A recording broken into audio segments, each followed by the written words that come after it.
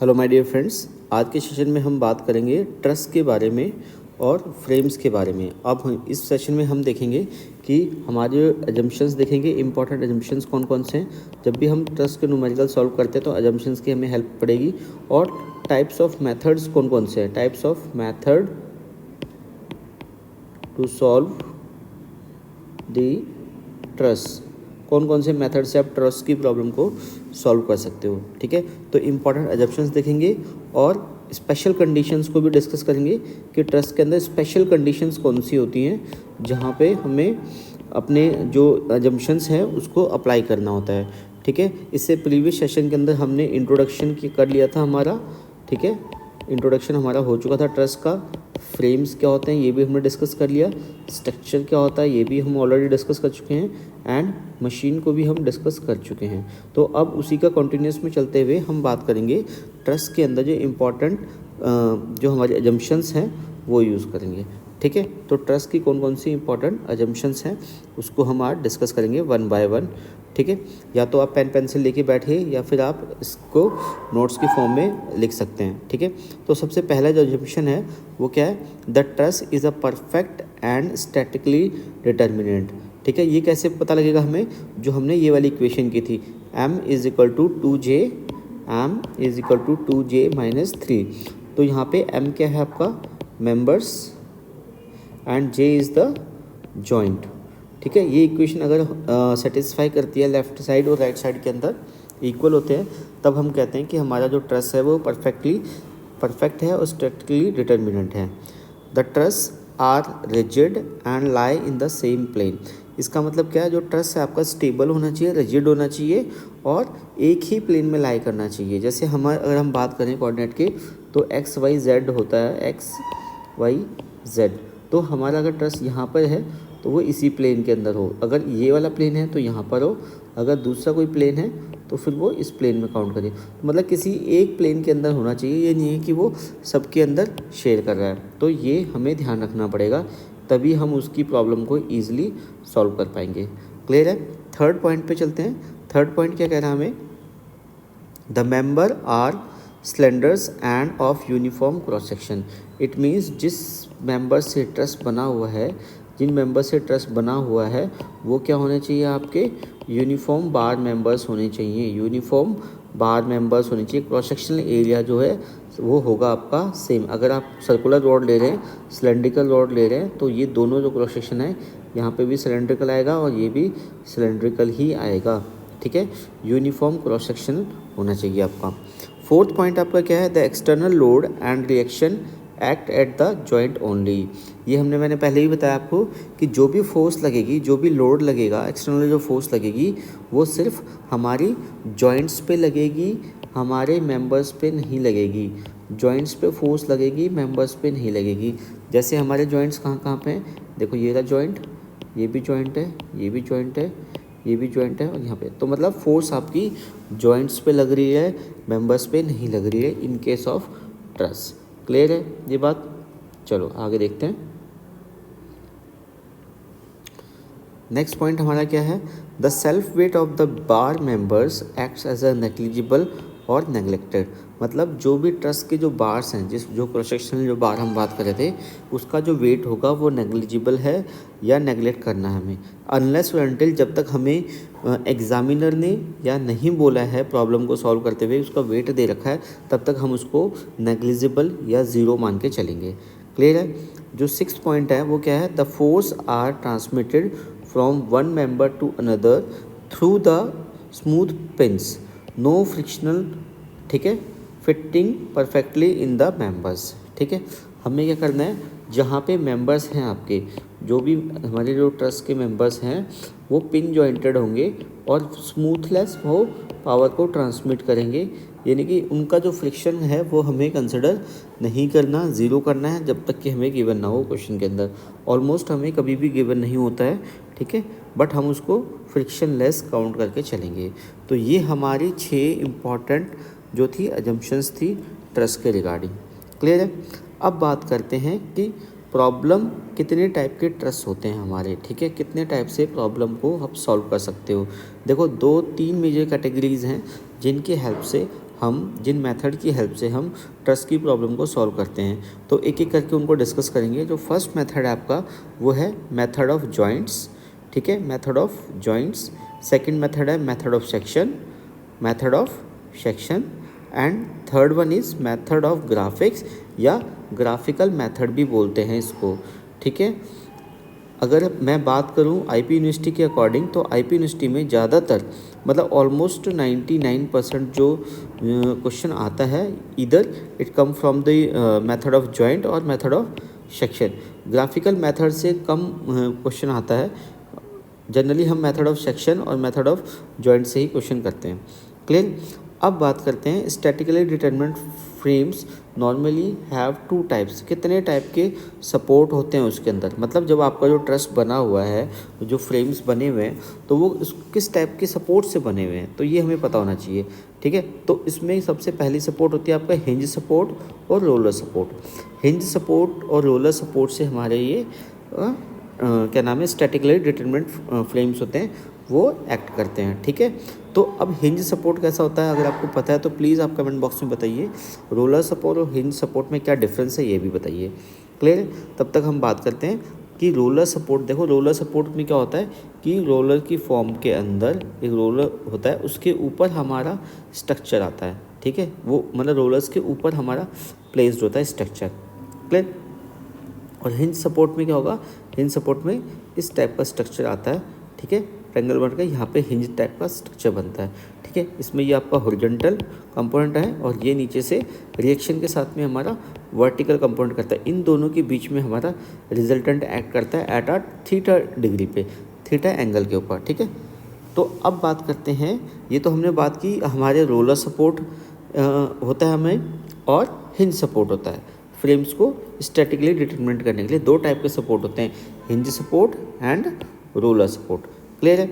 अब बात करते हैं कुछ स्पेशल केसेस की, कि जो कि हमें, या स्पेशल कंडीशन की जो कि हमें ध्यान रखनी है जब भी हम ट्रस की प्रॉब्लम को सॉल्व कर रहे हैं, ठीक है।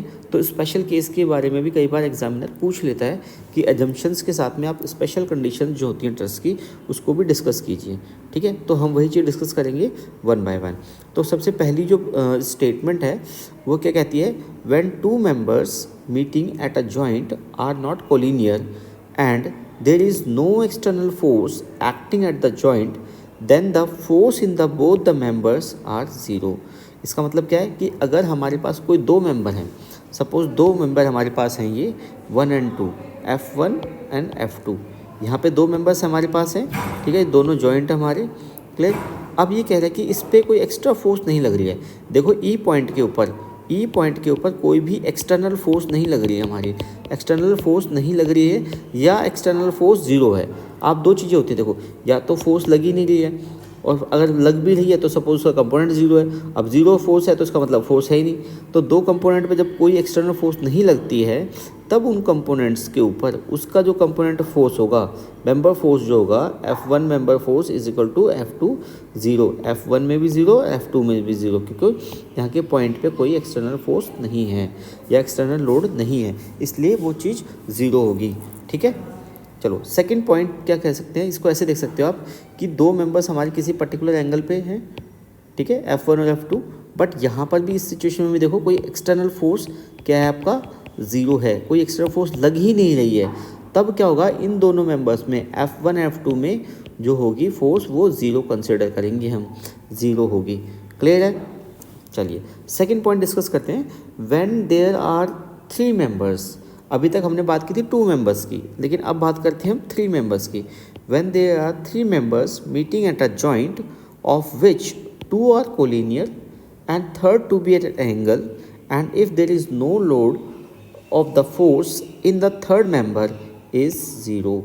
अब ये क्या कह रहे हैं, देखो इसको डायग्राम की हेल्प से ज़्यादा देखेंगे तो ज़्यादा समझ में आएगा आपको कि हमारे पास कोई तीन मेंबर्स हैं जिसमें से दो मेंबर्स हमारे कोलिनियर हैं। सपोज यहाँ देखो आप, F1 जो है हमारा, F1 मेंबर ये रहा हमारा, F2 मेंबर ये रहा और F3 मेंबर ये रहा, तीनों के तीनों हमारे जॉइंट हैं। क्लियर। अब ये कह रहा है कि दो मेंबर्स तो हमारे कोलिनियर होने चाहिए। कोलिनियर क्या होते हैं, जो एक ही लाइन पे, मतलब उनके बीच में अगर आप सपोज यहाँ पे अगर पॉइंट अगर यहाँ पे लगाओ तो 180 डिग्री हो जाएगा, ठीक है। तो ये दो मेंबर्स हमारे कोलिनियर हैं और एक थर्ड मेंबर एक थर्ड मेंबर, कोई भी थर्ड मेंबर हो सकता है, ठीक है। एक थर्ड मेंबर जो है हमारा, ठीक है, थर्ड मेंबर हमारा किसी पॉइंट पे, किसी एंगल पे है, ठीक है। अब कंडीशन क्या है कि कोई भी एक्सटर्नल फोर्स नहीं है, no external force acting at the joint, then F3 की जो वैल्यू है वो आपकी ज़ीरो हो जाएगी। F3 की वैल्यू क्या हो जाएगी, ज़ीरो हो जाएगी, बिकॉज क्योंकि पॉइंट पे कोई भी, इस जहाँ पर कोई भी एक्सटर्नल लोड नहीं लग रहा है। क्लियर है। इस फॉर्म की हेल्प से देखते हैं। यहाँ पे देखो ये एक ट्रस का स्ट्रक्चर बना दिया हमने, ठीक है।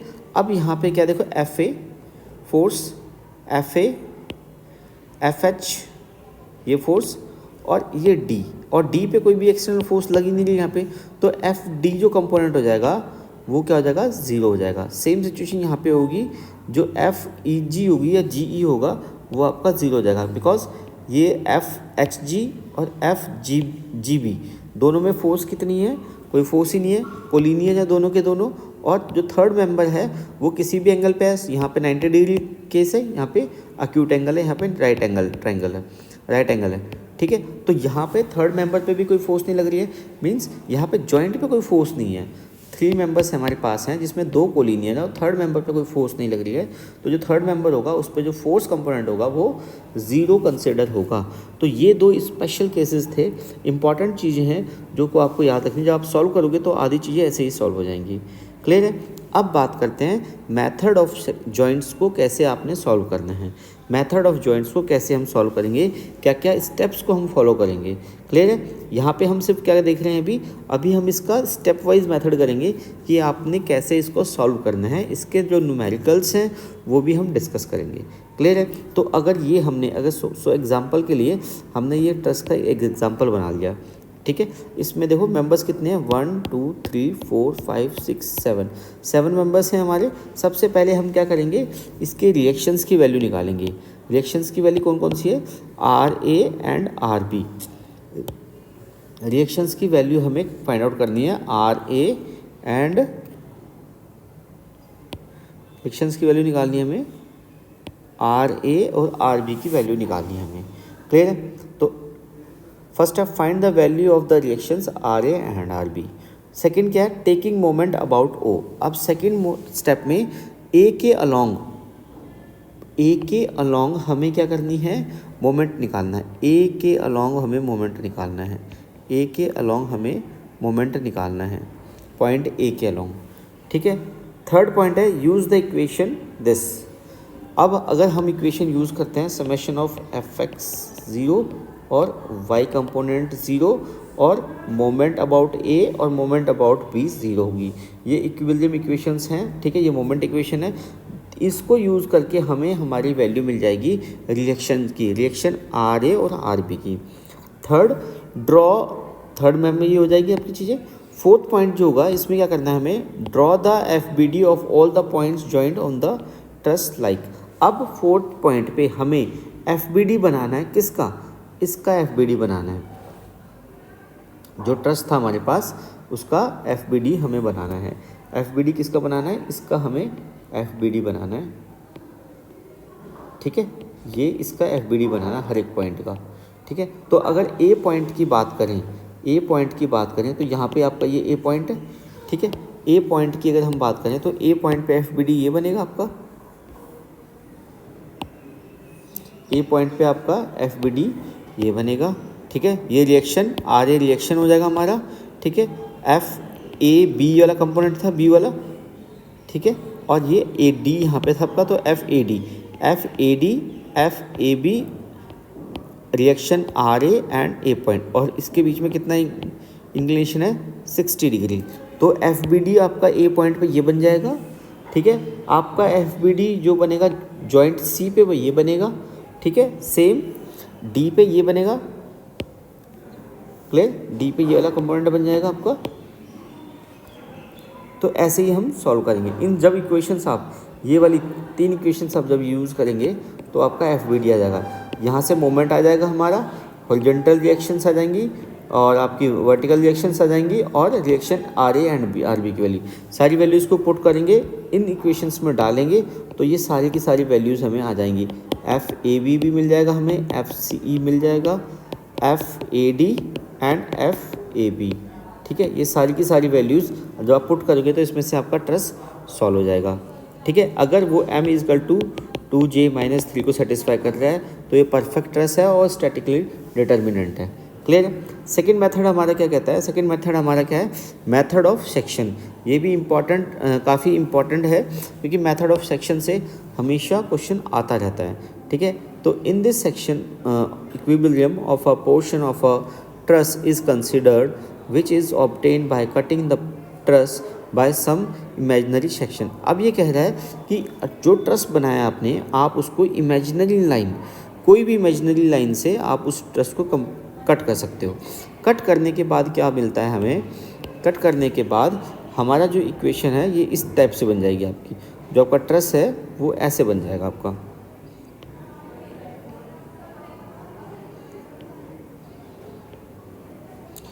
ये A point, E point, B point, ठीक है, ये बन जाएगा आपका।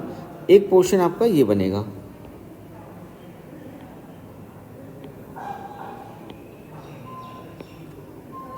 डी पॉइंट, सी, एफ, और यहाँ से ये प्लेन आपका कटिंग प्लेन एम एन।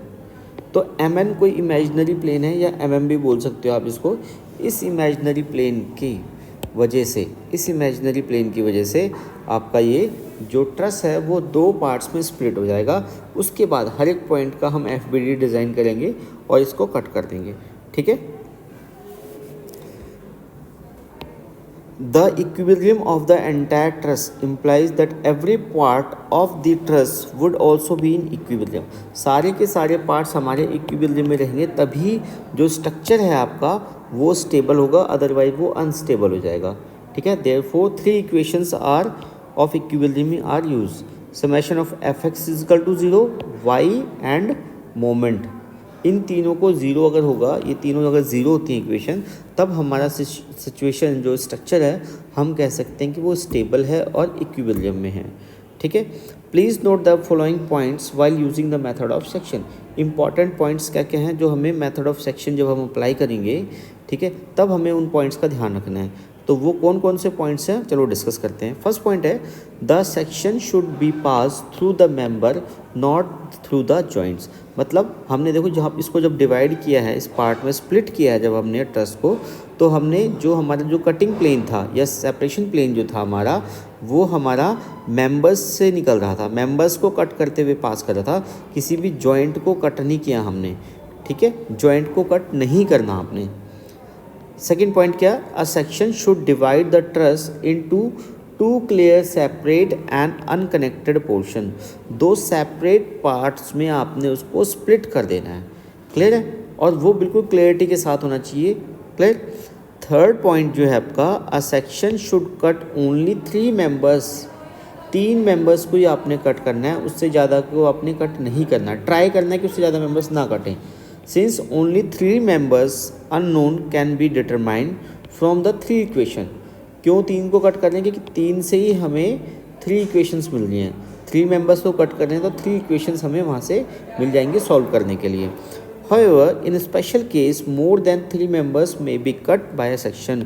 3 से ज़्यादा मेंबर्स को कट कर सकते हैं, बट उससे हमारी जो प्रॉब्लम है थोड़ी कॉम्प्लेक्स हो जाएगी और जो इक्वेशन जो हमें सॉल्व करनी है, कैलकुलेशन वाला जो पार्ट है वो हमारा बढ़ जाता है। इसलिए we will try that we should only cut 3 members because we have only 3 forces और 3 equation to solve the unidentified portion.